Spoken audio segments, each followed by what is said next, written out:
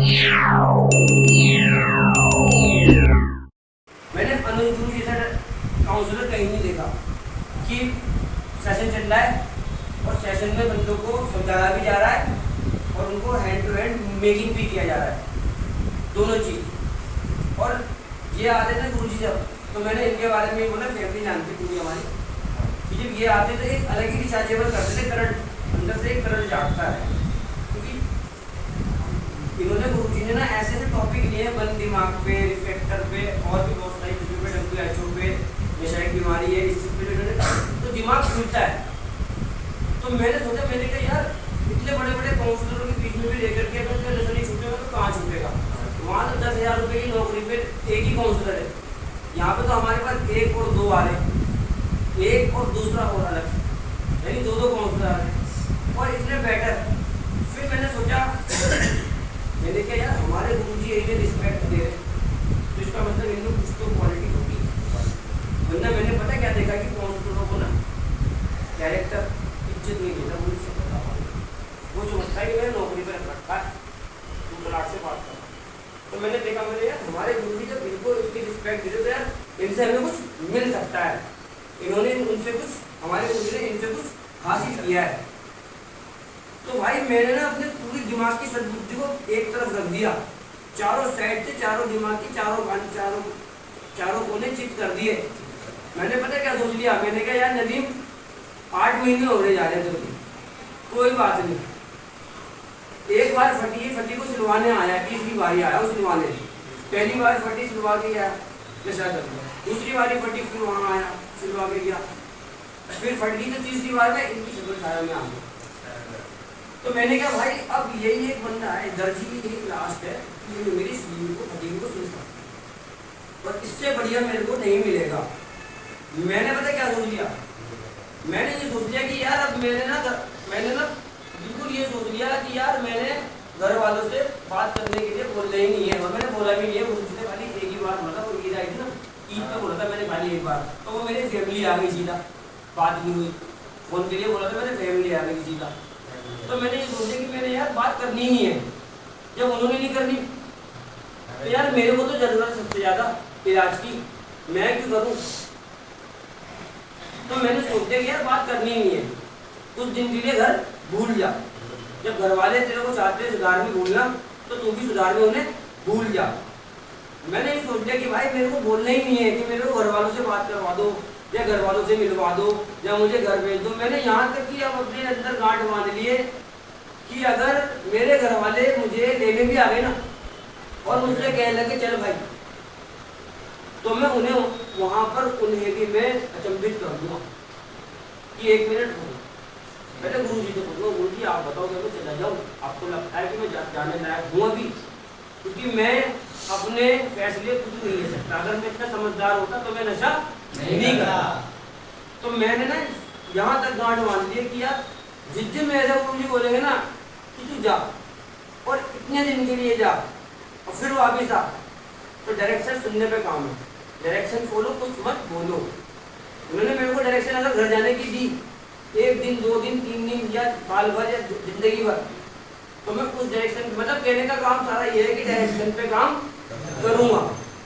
वो स्पॉन्सर था भाई, वो दुनिया से जा चुके, मेरे को अल्लाह ने दूसरा स्पॉन्सर दिखा दिया भाई, मेरे नसीब वाला हूँ, मेरे को दूसरा स्पॉन्सर समझ लो।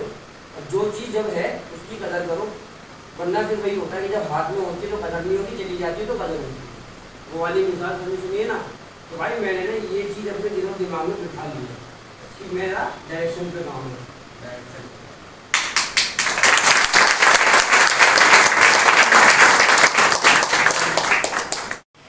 काम धंधे के मामले में शादी है कि काम है, रिश्तेदारी है, ससुराल के जाना है, अब नवरात्रे आ रहे, नवरात्र में जाना, पहले दोबारा नहीं जाना, मतलब 100 मजूरी हमने गिनवाई। हर स्पॉन्सर कहता है 100 गिनवाई, बेवकूफ है ना। आप एक लिस्ट बनाओ, क्या बनाओ, एक लिस्ट बनाओ, कौन सा काम पहले करना। सबसे पहले जरूरत क्या मिली, सबसे पहली चीज मेरी रिकवरी, क्या हाँ,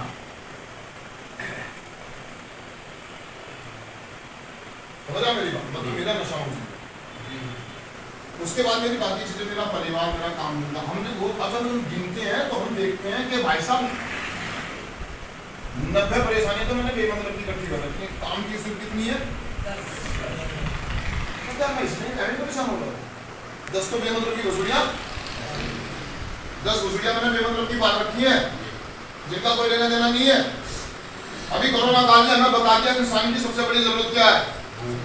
कोरोना काल आया था जब सब भूल गए थे, पिकनिक सिकनिक ये वो, घर में गाड़ी का दुनिया बन के दाल रोटी तो बस।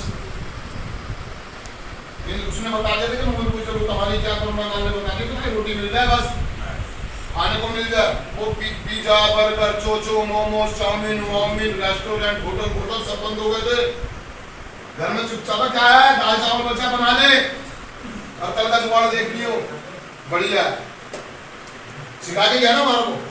नहीं तो हमारे को, मुझे तो आज पिज्जा खाना, बर्गर खाना, चाउमीन खानी, डोसा खाना, इडली जाना, फिल्म देखने जाना, सब भूल गया था। इलम फिल्म मॉल सोल शॉपिंग वॉपिंग कपड़े वपड़े, घर में जो भी है उसमें गुजारा किया ना हमने, कोरोना काल में किया ना। और नहीं तो वैसे अगर हम देखो हम कैसे जी रहे थे नवाबों की तरह, संतुलन बिगड़ा हुआ था। मॉल में जा रहे हैं, घूमने जा रहे हैं, खा रहे हैं, पी रहे हैं। जब कोरोना काल आया, सुबह उठते टाइम से नहा लिए, 9 बजे नाश्ता कर लिया, लेट गए, है ना। और कौन सी वीडियो देख रहे हैं, मेरे हालात ऐसे हैं कि मैं कुछ कर नहीं सकता। समझ रहे हैं मेरी बात, मतलब हालात ऐसे थे मेरी फटी फटी और कुछ। और जब हालात सुधर गए तो हम क्या कर रहे हैं, दोबारा आ गए ना अपनी औकात पे। आपने देखा 6 महीने में आसमान कैसा साफ हो गया था, पानी कैसा साफ हो गया था, क्लाइमेट चेंज हो गया था दोस्त। बिना टाइम के इतनी मतलब गर्मी का पता ही नहीं लगा मेरे को यार। ठंडा मौसम, एकदम सुहानी हवाएं चल रही है, मौसम साफ। कहने का मतलब ये, जब हम अपनी जिंदगी में संतुलन बैठाते हैं तो आंखें नजरिया साफ हो जाता है।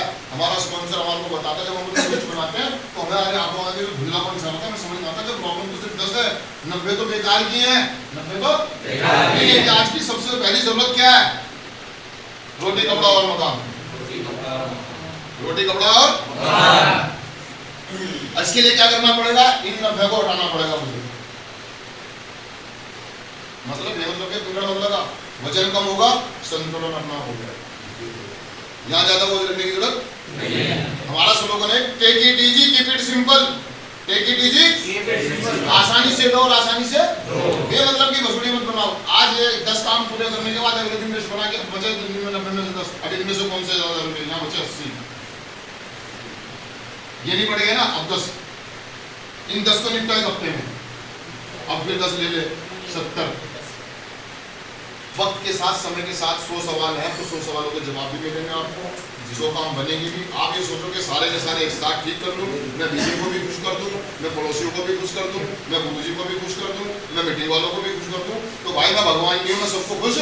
मैं ये चाहता हूँ कि मुझसे कोई नाराज ना हो, मेरा बॉस, मेरे घर वाले, मेरे बीवी बच्चे, भैया हमारे से एक ना एक आदमी व्यक्ति नाराज रहेगा। हम भगवान नहीं है, हम सबको खुश नहीं कर सकते। अगर हमें संतुलन बिठाना है तो चीजों को तरीके से करना होगा, बैलेंस बनाना सीखना होगा हमारे को। बैलेंस में कैसे बना सकते हैं, जब मैं शांत रहूंगा, स्थिर रहूंगा, टच में रहूंगा, अपनी जिम्मेदारी को बखूबी निभाऊंगा, तरीके से निभाऊंगा। वो कह रहा कभी कभी इतने हम व्यस्त हो जाते हैं, भूल जाते हैं कि सब कुछ भूल जाते हैं, खाना भूल जाएंगे, वो काम में भाई नहीं, काम के टाइम पे काम, खाने के टाइम पे खाना, और रेस्ट के टाइम पे रेस्ट, और मीटिंग के टाइम पे मीटिंग। समझ रहा मेरी बात। चीजों को सेट करो, क्या करो, चीजों को सेट करने का मतलब है अपने मानकों को सेट करो। कोई अगर व्यक्ति आपसे नाराज होता है तो हो जाने दो उसको, कि नहीं दोस्त मेरी पार्टी में तू जा, नहीं भाई देख कैसा है, मेरा ये टाइम है, इस टाइम से ज्यादा ना मैं रुकूंगा ना मैं करूंगा, ठीक है जी। रात को 10 बजे मेरे को अपने घर में जाना होता तो मैं घर पे चला जाऊंगा, मैं आ जाऊंगा टाइम से, आपसे मिलूंगा, दोस्त काम करूंगा, निकल जाऊंगा। नहीं भाई रात के 12 बजे रुके हो, पार्टी है, नहीं रुकूंगा भाई मैं। आप नाराज होते हो तो अपने सिद्धांत प्रिंसिपल को शुरू पड़ा, उनको सेट करना पड़ेगा, उसको सेट करना। ये तब होगा जब हम अपने स्वार्थ, अपने लालचों को सेट करके अपने स्पॉन्सर से, अपने सीनियरों से बात करेंगे और वो बड़ा सरल सा जवाब देते हैं, take it easy keep it simple, बेटा लिस्ट बनाओ और आराम से, क्योंकि उन्होंने मैनेज कर रखा खाना अपनी लाइफ को, जो हमसे आगे सीनियर मेंबर है उन्हें पता है, उन्होंने लिस्ट बनाई है, वो 10-10 तरह की चीजों को ठीक करने के लिए उन्होंने संतुलन। अब उन्हें मालूम है कि 90 का बोझ भी ज्यादा रखा, उन्हें पता 70 बच्चियां आराम से हो जाएंगी 6 महीने में, 1 साल में, धीरे धीरे खुश रहते हैं। हमें मालूम है कि करना मुझे ही है, करना मुझे ही है तरीके से सारी चीजें अपना टाइम टेबल सेट करें, अपना फोकस बनाते हैं, चीजों को सेट करते हैं, लिस्ट बनाते हैं, अपनी दिनचर्या बनाते हैं। आपने देखा बहुत सारे लोग जो बड़े अफसर लोग होते हैं वो अपने पर्सनली क्लियर रखते हैं, बताओ क्या संडे को मैं फ्री हूँ इस मीटिंग में जाना है कि हाँ जी सर आप संडे को फ्री हैं और आपके पास 15 मिनट है, फिर आप 15 मिनट के लिए जाएंगे। क्या इस मीटिंग में जाना जरूरी है कि नहीं सर? कोई जरूरी है, आपको ये करना है। संडे दिन छुट्टी है, क्या क्या काम है भाई? सर आपको इतनी बजे से घर पे रहना, उसके बाद आपको वहाँ जाना, ठीक है भाई। कौन सा प्रोग्राम कैंसिल करना है इनमें से? ये मेरे पास 10 काम है, 10 में से कौन जरूरी है वो कैंसिल कर दो, वो कैंसिल कर दो। चाहे उनका लॉस हो जाए, कोई व्यक्ति नाराज हो जाए, उनको कोई प्रॉब्लम नहीं है, वो अपना सेट करके चलते हैं प्रोग्राम। हमारे स्पॉन्सर लोग, हमारे सीनियर लोग, जो सदस्य पुराने हमने मेंबर हैं, वो सेट करके चलते हैं चीजों को। या ऐसा तो नहीं खाने के टाइम पे सो रहे हैं, सोने के टाइम पे खा रहे हैं, ऐसा नहीं करते हो, ऐसा अपनी सेटिंग करके चलते हो, प्रॉपर कम्युनिकेशन में रहते हैं, परिवार के, अपने बॉस के प्रॉपर कम्युनिकेशन। सर मैं आ रहा हूँ, घंटे में आऊंगा, आधे घंटे में आऊंगा तो आधे घंटे में ही आऊंगा। समझ रहे हैं मेरी बात को? हम अपनी कमिटमेंट को चीजें तरी करते, अगर हमने किसी को कह दिया समय दीजिए तो हम पहुंचेंगे, और हमने मना कर दिया तो हम नहीं जाएंगे, हम नहीं जाएंगे। समझ रहे हैं मेरी बात? हम बोझ नहीं लेते बेमतलब का, बस सारी रात का थका हुआ, सुबह उठते सारी रात का थका हूँ, मतलब सारी रात में काम कर रहा हूँ, सुबह उठते वो किसी आदमी आ जाए, भैया मेरे से गाड़ी नहीं चलेगी यार, मैं गाड़ी नहीं चलाऊंगा भाई, दुर्घटना हो सकती है, मैं मना कर दूं साहब, मैं रेस्ट करूंगा तो रेस्ट करूंगा। समझ रहे हैं मेरी बात? हम रिस्क नहीं लेते, हम टेंशन, हम बोझ नहीं लेते, अपने मार्कों को संतुलित कर लेते। क्या कर लेते? हाँ, बराबर करते हैं। परिवार को भी उतना समय देना, अपने गुरु को भी उतना समय देना, अपने हर एक व्यक्ति को उतना समय जो उसका हक है, जो उसका हक है। परिवार को जितना समय उनका हक हम नहीं छीनेंगे। बॉस का जो हक है, हमारा जहाँ पर हम काम करते हैं, हमारा जो रोजगारदाता है, रोजगारदाता मतलब जो भी हमारा कस्टमर है, हमारा बॉस है, हमारा मालिक है, जितना उसका हक है मैं सिर्फ उतना दूंगा। समझ रहे हैं मेरी बात? मेरी मीटिंगों में जितना मुझे समय देना मैं उतना ही दूंगा, फालतू का समय क्यों खराब करूंगा मैं? सभाओं में क्या, मीटिंग में क्या अपना करा, किससे बात करनी करी, शेयर करा और अपने सीधा घर पर आके खाना खाया और सो गए। हम क्या करते हैं, व्यस्त हो जाते हैं। कार्यक्रम था रात के 11 बजे तक का, हम रुके वहां पर 12 बजे तक। अस्वस्थता आएगी नहीं आएगी जिंदगी? संतुलन बिगड़ेगा या नहीं बिगड़ेगा? बिगड़ेगा। आपका फिजिकल खराब हो जाएगा, आपकी नींद पूरी नहीं होगी, आपका खाना डाइजेस्ट नहीं होगा, संतुलन बिगड़ेगा। संतुलन आपकी बॉडी का भी बिगड़ेगा, काम धंधे का बिगड़ेगा, सामाजिक जो रिलेशन है, संबंध है, उनका भी बिगड़ेगा। तो आज का टॉपिक दोस्तों मैं ये कहना चाह रहा है कि अपने मानकों को संतुलित करना। और हमारे जो सीनियर मेंबर है, हमारे को अचंभित इसलिए कर देते हैं कि वो बड़ा सरल सा जवाब देते हैं, बड़ा सरल सा हंसकर देते हैं, सिंपल। मुझे ऐसा लगता है यार मैंने तो बोझ बना रखा था, बेमतलब का। क्या बना रखा था? पहाड़ बना रखा था राई का, ये तो खोदा पहाड़ और निकला। छोटी सी बात है यार, ये बात मेरे दिमाग में क्यों नहीं आई? आपके दिमाग में इसलिए नहीं आई क्योंकि आपका दिमाग कहीं और काम कर रहा था। लेकिन सही समय पे अगर आपने सही मदद मांग ली तो बत्ती जल जाएगी, बत्ती जल जाएगी। ठीक है दोस्तों, थैंक यू।